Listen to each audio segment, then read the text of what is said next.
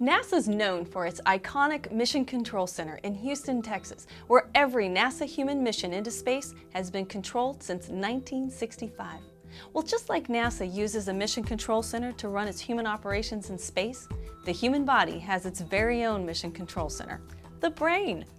But just imagine, if NASA's Mission Control Center had to work in environments it wasn't designed to operate in, things might not operate and function as planned.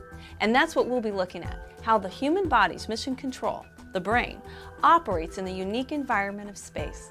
Hi, I'm NASA astronaut Tracy Dyson. Welcome to StationLIFE. Houston 2 for velocity calculation, station assembly, steps 45 and 46. We're moving on to Tracy, step you 5. want to go right now for that activity? Thank you. Okay, Tracy, we copy, and that's good information. We'll pass it along. In this episode of StationLIFE, we're going to look at the brain in space and the associated studies conducted on board the International Space Station. We'll learn about the effects of microgravity on the brain and the psychological effects of living in relative isolation far away from home in a stressful and hazardous environment. We'll see how the European Space Agency is studying the effects of microgravity and neuroplasticity using parabolic flight. We'll talk about what it's like to acclimate to living in microgravity. We'll hear from scientists here at the Johnson Space Center that are studying sensory motor adaptability training and recovery of functional performance following long-duration spaceflight. Get ready, lots of information is heading your way. One of the many challenges that we face on our mission to Mars is how our brain will adapt to the changes in gravity. It could take up to 6 months to get there, but here's the problem. The more time you spend in space, the longer it takes your brain to readapt to gravity. So what does that mean? Landing on Mars after being weightless for 6 months, you have trouble walking straight. Your vision is affected. Poor eye-hand coordination. Motion sickness. Dizziness, vomiting. Some people don't even want to move. Landing is one of the most critical aspects of the journey. So how will this impact our trip to Mars? First of all, landing on Mars will require good eye-hand coordination and perception. So, say you have a safe touchdown. But there's an emergency situation and you have to exit the vehicle. If you can't function, it could be a pretty dangerous situation. This is just one of the human challenges we'll face on a mission to Mars. We don't have all the answers yet, but we do have the key. The International Space Station. Every day aboard, we're learning more and more about how our bodies adapt to weightless environments and gravitational transitions. We're going to Mars. It won't be easy, but because of the research that we're doing today on the ground and aboard the International Space Station, we'll be ready.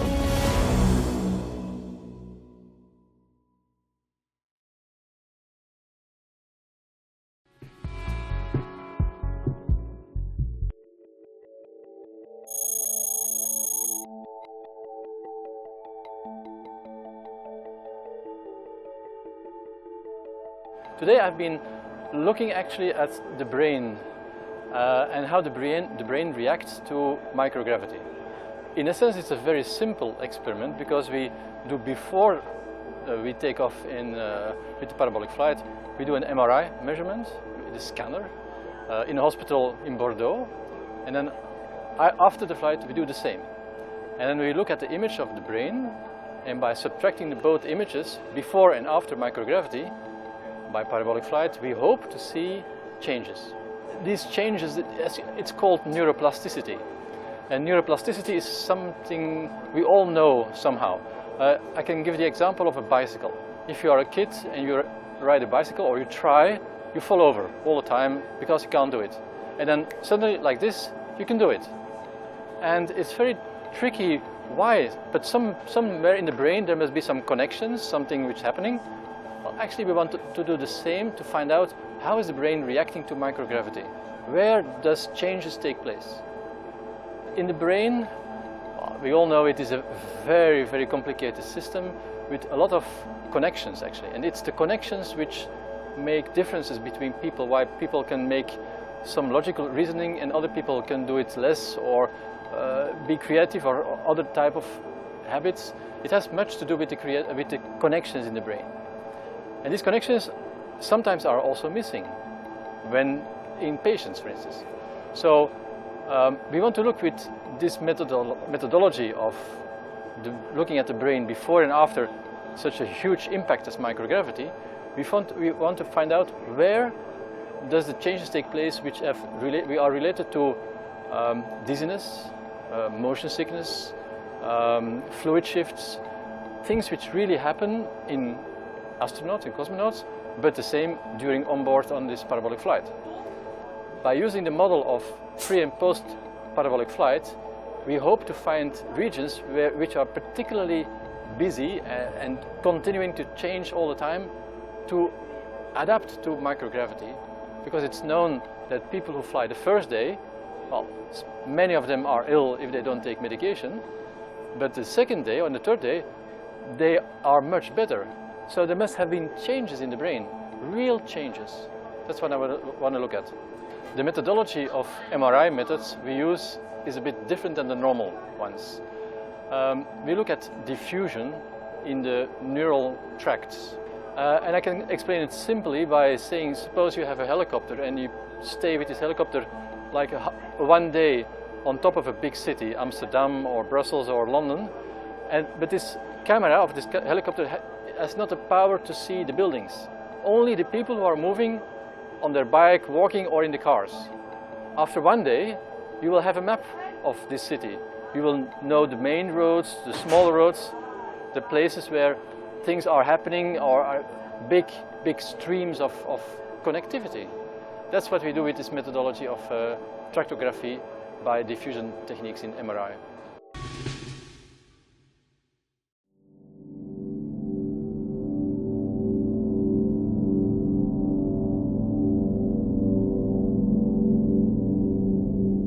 So, when I first got to space on STS-118 on board Endeavour, it was my job to unstrap as soon as we got main engine cut off and float out of my seat, grab a video camera, and videotape the external tank falling away.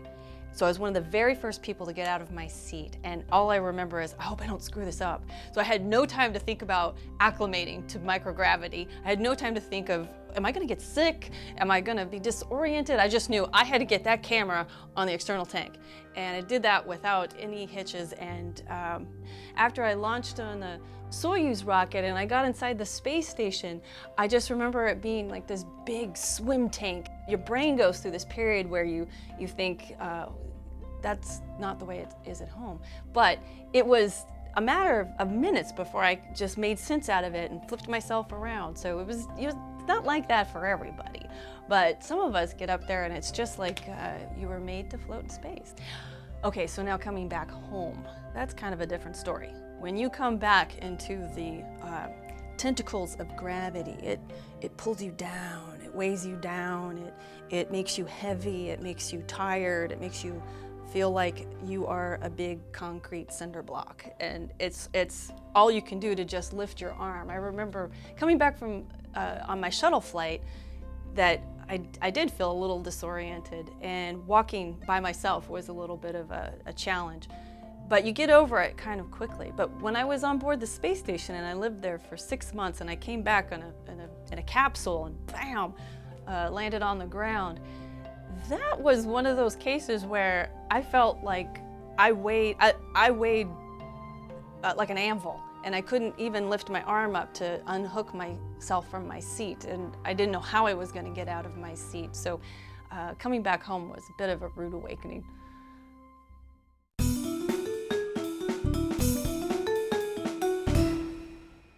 Hi, I'm Terry Virts, and I want to talk about floating in space.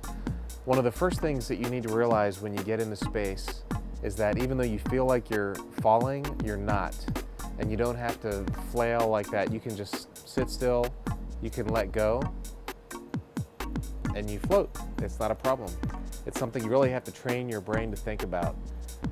And it takes a little bit of time to get used to that sensation of falling, but realizing you're not falling. And you can pretend like you're on the moon. We have some bungees here. You can go down. And it's not quite gravity, but you can sort of be walking on the moon.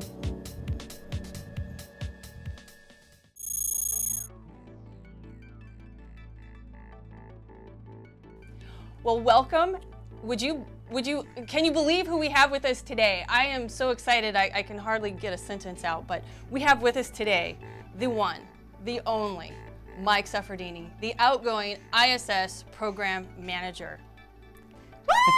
Let's give it up. A big StationLIFE welcome to you. Thank you so much for being here. Thank you so much for having me. Oh, I am, obviously you can tell I'm really excited. I mean, just to put this in context, we have with us the big kahuna, the tribal leader, the decision-making dude of the ISS for the last decade. And there is just, I think, no better way to say bon voyage than to be here on StationLIFE. What do you think? Absolutely, I think that's right. I walk through the front of Building 1 on my way in and out every day, and I see you talking about StationLIFE and all these things. I go, wow, I'd like to be a part of that sometime. We are making dreams come true here on StationLIFE. Right here.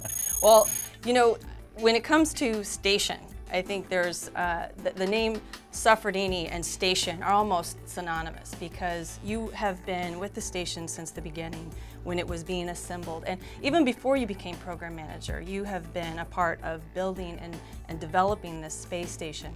And when you stepped into the role as program manager, you had a vision. And I'm curious now, as you are retiring from NASA and leaving the station in some very capable hands, how you feel your vision from the beginning meets the vision here as you're leaving. So, you know, when I came to the program, it's been about 20 years, so 10 as program manager, but 10 before that. You know, it was the idea of just building a station was a daunting task. The first several years of everyone's life was really about building it.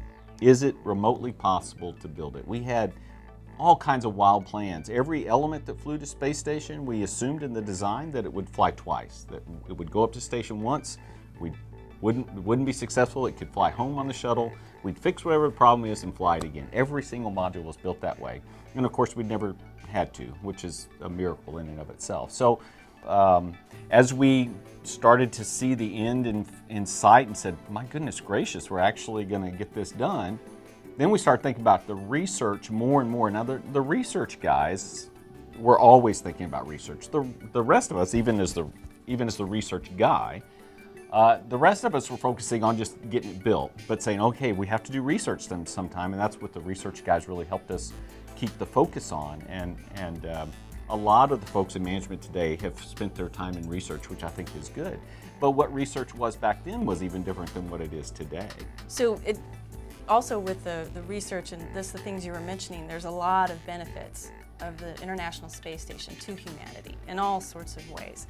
And not just humanity in terms of right here on Earth, but also going beyond low Earth orbit. What are some of the things that you see the space station doing to help us get to beyond low Earth orbit, to Mars specifically? So you know the biggest one, right? How do we keep people like you healthy? And that's a tough nut to crack. You know, we're starting to sort it out in low Earth orbit. I think crews are coming home now with, in a lot of cases, more bone mass than they left with. Even. That's right. Amazing, right? So we're learning other things, the eyes issues associated with the eye that we're working on. So human health, of course, is the most important thing. And we say we need till 2026, but I would tell you it'll take beyond that. We'll be always learning about the human system. So I know that you've got to leave the station in very capable hands with Kirk Shireman coming on board. You and Kirk have worked a long time together, and you've known each other for a long time. Yeah. I don't. Would you like to say anything more about that, or should I tell everybody that you guys go way back to high school and living on the same street and all of that? I mean, we're from the same city, but we weren't pals back then. But I'm sure it has something to do with the water we were drinking or something that helped us get to where we are today. Exactly. Yeah, Kirk was, when I became program manager, it took me a little while to find a deputy, and Kirk was it. And Kirk has been with me for about 7.5, I don't remember the time, but it's like 7.5 years, and he went off to be deputy center director, and now he's back. So Kirk knows station cold. He's a wonderful individual. He's a great leader, so he'll do a great job. I feel like I've left it in capable hands. And of course, we have a number of individuals that operate different organizations. Flight Ops is one. There's a bunch of them. And I feel like the leadership team that's in place is very capable as well. So I feel good about that part of it, as much as I hate leaving this wonderful job that I've been doing. Well, is there anything else that you can think of about the space station you want to share with the audience here? You know, I will. You know, station, people have asked me, you know, what's your legacy? And to me, the station is not my legacy, but station is a legacy. And it is no kidding, no matter what anybody thinks today, it is no kidding. In the end, when we're going to Mars, we're going to look back and go, we were able to do it because we built that station, we successfully used that station, we kept it on orbit long enough to get everything we needed out of it so we could go do exploration, and we will look back on this and go, that was it. That's what we did to get us started in long-term exploration. So I think that's something that we ought to be proud of every day when we come to work, to say, this is it, this is the stepping stone, this is really the stepping stone. All right, I can't add to that. That was awesome. And I just want to thank you so much, Mike, for being here Thank you today for having me. It and was being awesome. on StationLIFE. I appreciate it. This is a real treat. So thank you, and best wishes to you from everybody here at StationLIFE. And we are going to miss you so much. Thank you so much. Don't forget about us. Oh, I won't forget about you. I'll be paying close attention. Good, good. All right. Thank you. Thank you, guys.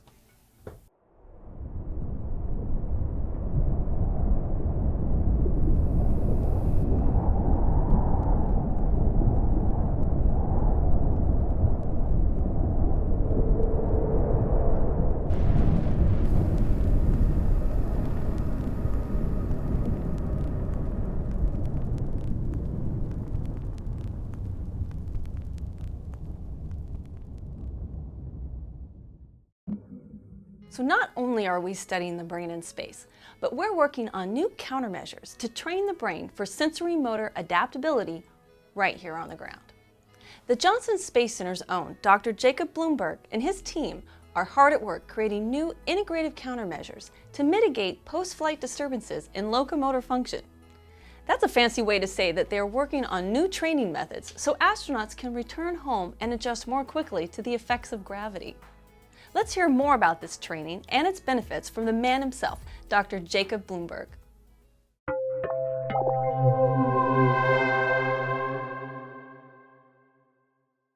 Well, one of the countermeasures that we're now currently developing is called sensory motor adaptability training. And what we're trying to do in this countermeasure is basically train the brain to become more adaptable. The brain is a very adaptable machine. It allows you to adapt to so many things in ordinary life, and we're trying to tap in to that inherent adaptability to improve your ability to adapt to different gravitational transitions. Now, the way we're going to do that essentially is to train you on the ground to become a better adapter by exposing you to different sensory motor transformations. And what that really means is what we're going to do is put you on a treadmill that's placed on a 6 degree of freedom motion base with a virtual scene in front, and have you walk in very unusual walking and visual environments. And what we know is that kind of training enhances your ability to adapt to new environments. So we can't simulate here on the ground the partial gravitational environments of the moon or Mars, but we can simulate some of the sensory motor disturbances you will experience. So you can think of these more as surrogate challenges. And the idea is the more you train with these surrogate challenges, the better your brain will be when they encounter yet a new challenge. And this hinges on this whole idea of learning to learn. What this training does is it enhances the brain to learn. And that's really what we're trying to do in our new countermeasure approach. Well, prior to this, we've been really discussing changes in behavior, the effects of spaceflight on behavior, for example, postural and gait instability. But the brain itself is a tissue just like bone and muscle, and it could potentially change as a result of exposure to long-duration spaceflight. We have some evidence with some of the animal work that there are structural changes that are associated with long-duration spaceflight. So we're now very interested to see if long-duration spaceflight is associated with changes in brain structure and function.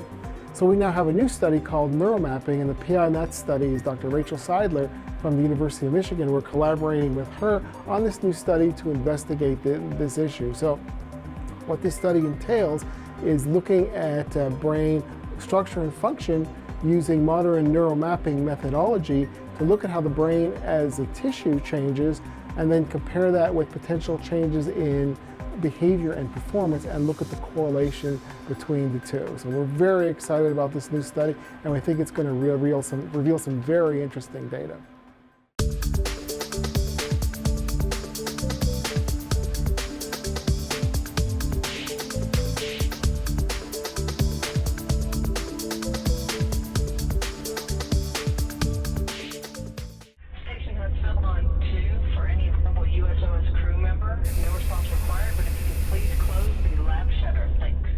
Welcome back, and thanks for watching this episode of Station Life, Brain in Space. Today we learned how we're using the International Space Station to better understand how our bodies adapt to weightless environments and gravitational transitions. This gained knowledge will help us once we get to Mars. We learned about sensory motor adaptability training and functional recovery, which also helps us better understand mobility challenges here on the Earth, such as defining more effective rehabilitation interventions in clinical populations. And we got to know the outgoing ISS program manager, Mike Suffredini. Talk about a solid show? This was it. Be sure to stay in touch and follow us on Facebook and Twitter for the latest research news. And don't forget to download our groovy app on your mobile device. Until next time, stay with us, off the Earth, for the Earth.